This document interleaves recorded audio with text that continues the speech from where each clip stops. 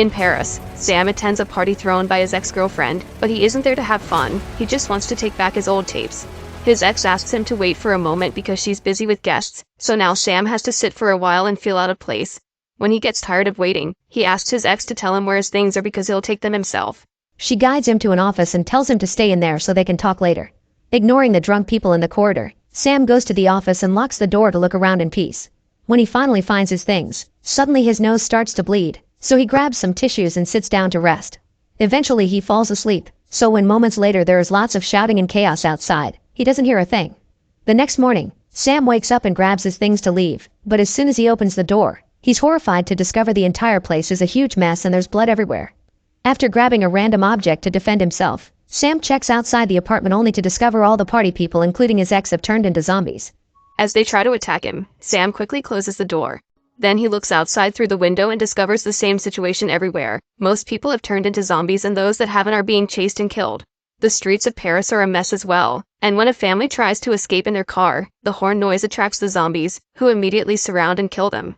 Next, Sam checks the jackets and bags the guests left behind and finds their cell phones, so he ends up listening to all their calls for help or even the last words they sent to their loved ones. When he doesn't hear any more noises in the corridor, he leaves the apartment and goes to the roof, but he doesn't see a single living person or any kind of help coming. Afterward, Sam decides to do whatever it takes to survive and starts by cleaning the rooms to get rid of all the infected blood. Suddenly he hears a strange noise from the apartment below right before a shot creates a hole on the floor. Sam looks through it and discovers that the neighbor downstairs self-deleted. Curious, he takes a metal bar from the wall and begins hitting the hole until it's big enough for him to go through. After covering the old man with a blanket, he checks on the other body and realizes the first sound he had heard had been the guy shooting his wife because she was infected, and then he couldn't live with it. Then Sam raids the kitchen for food, grabs the man's weapon, and takes all the bullets he can find. After making sure the corridor is clear of zombies, he comes out and goes downstairs, closing every door he sees on the way. When he makes it to the front entrance, he finds the zombies outside, so he rushes to close the door right before they can reach for him. Now that the building has been secured, Sam goes to the caretaker's room and grabs the keys to all the apartments while ignoring the zombie reaching through the window. He also finds a can of tuna that he quickly eats. Then he takes all the supplies and useful objects he finds there before organizing the keys by apartment number so he can use them to check each room. The first apartment he enters has a zombified family in it and Sam is attacked, but after some struggle, he manages to push the zombie off. Then he runs outside and closes the door to draw an X on it to avoid re-entering it in the future. Then Sam continues to check all the other apartments, which thankfully are empty. He gathers all the food he can find, but sometimes he also takes other things like a paintball gun. Since Sam is a musician, he's happy to find an MP3 player, some old cassettes, and even a set of drums. Once he's done with all the apartments and has a mask to protect his face, Sam is closing up only to be startled by the elevator suddenly moving, which reveals a zombie inside. Since it isn't behaving violently, Sam doesn't kill him. Instead, he ties the iron fence with a belt to keep him from escaping. Later in the evening, Sam has food while listening to his old tapes, which brings lots of good memories. The next day, Sam watches the zombies outside for a while before organizing all the food he's gathered, rationing it properly and keeping a record in a notebook. He also uses the dirt on a window to draw a grid and start counting the days. Afterward, he goes back to looking around the apartment and eventually ends up playing the drums to release some tension.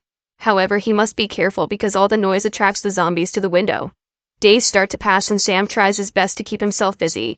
He marks the days on the window, cooks his own meals, and sometimes at night he goes to the roof to watch the empty city. Using the paintball gun, he starts a game of shooting the zombies on the street and crossing them out on his ex's pictures. He also records sounds he makes with random objects and creates music with them. One day, Sam realizes there's a strong stench and looks into the apartment below to realize the bodies are rotting. He picks them up and takes them to the balcony, but he can't bring himself to throw them away like trash. Instead, he puts them inside sleeping bags and leaves them on their bed together with some of their important belongings. After offering a moment of silence, Sam leaves the room and seals the door with tape so the stench won't escape. Afterward, Sam takes a shower, only for the water to simply stop running. Later, while he's in bed, he hears a weird sound and discovers a horde of zombies storming into his room to eat him. Sam yells in pain, only to wake up and realize it was just a nightmare. The next day, Sam adds exercise to his routine. He starts running around the building while listening to music. When he stops by the elevator, he dares to shake the man's hand and decides to call him Alfred. Sometime later, it finally rains, so Sam uses lots of pots and containers to gather water and wash his body. Then he sits next to the elevator to smoke a cigar while having a one-sided conversation with Alfred, confessing that the hardest part is not knowing what happened to his family. Sometime later, Sam is at the window with the paintball gun again and is shocked to notice a cat on the streets. He immediately rushes downstairs and opens the door, making sure there aren't zombies around before opening a tuna can and offering it to the cat, who is hiding under a car. The cat is hesitant but can smell food, so it slowly begins making its way towards Sam. However, a sudden noise scares the cat away. Worried, Sam puts down his weapon to leave the door open and begins sneaking around, trying to find the cat. He stays hidden behind cars, but a zombie sees him anyway and comes after him. Sam immediately gets inside the vehicle and kicks the zombie through the window, only to notice a second zombie is also coming. With a quick move, Sam moves into the backseat and escapes through the passenger door. Then he runs back into the building and closes the door before the zombies can catch him. Once he's back in the apartment, Sam looks out the window and notices the cat is just chilling next to the zombies, so he shoots it.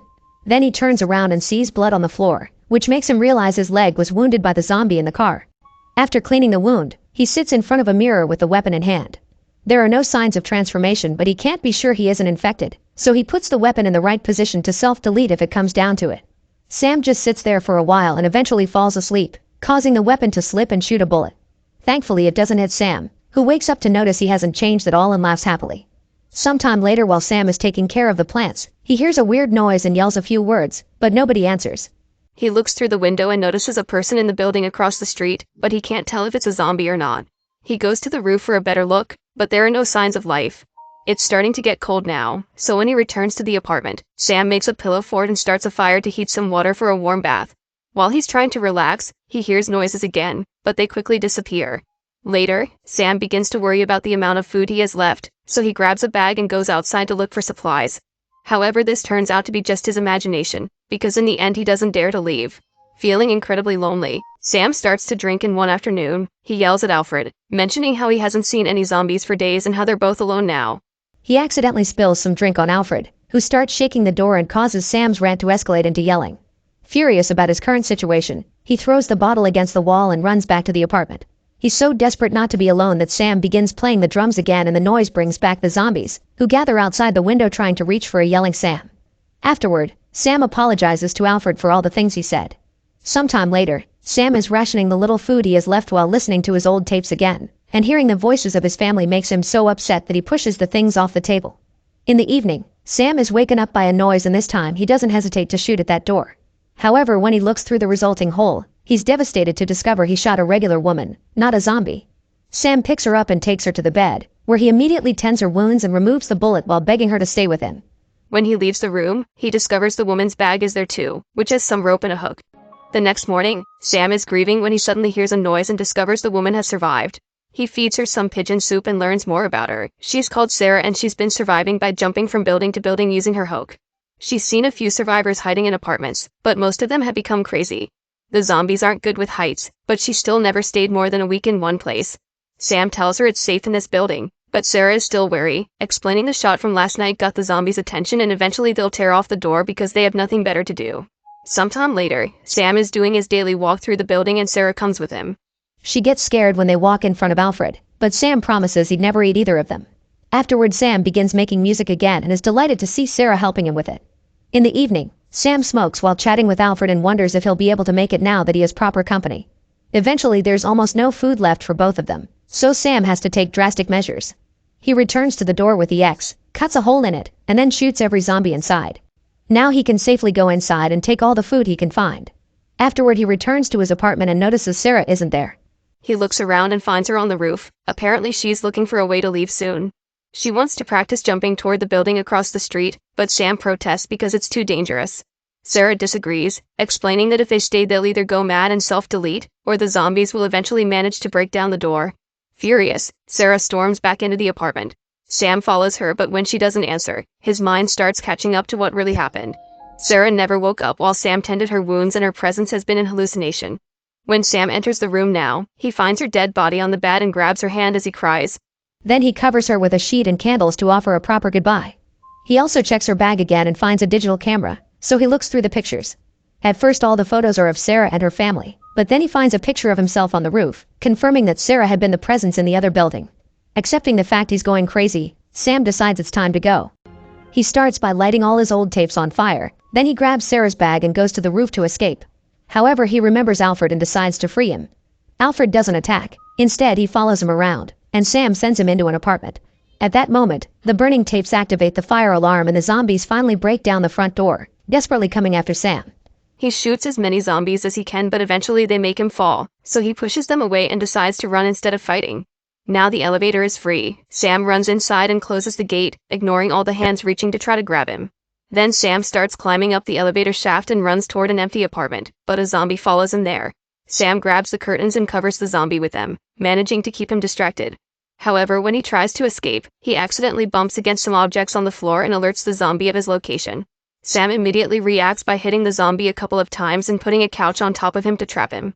Afterward, Sam climbs on that couch and goes through the hole to return to his apartment, which is full of smoke.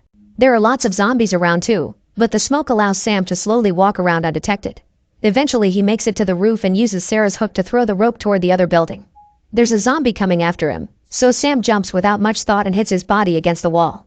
After a few seconds, Sam wakes up and is relieved to have escaped. There's a zombie at the window, so instead he climbs all the way to the roof and stares at the city skyline. Suddenly he hears some noises far away and hopes they were made by survivors. Make sure to subscribe and turn on notifications so you can watch more videos like this. Thanks for watching.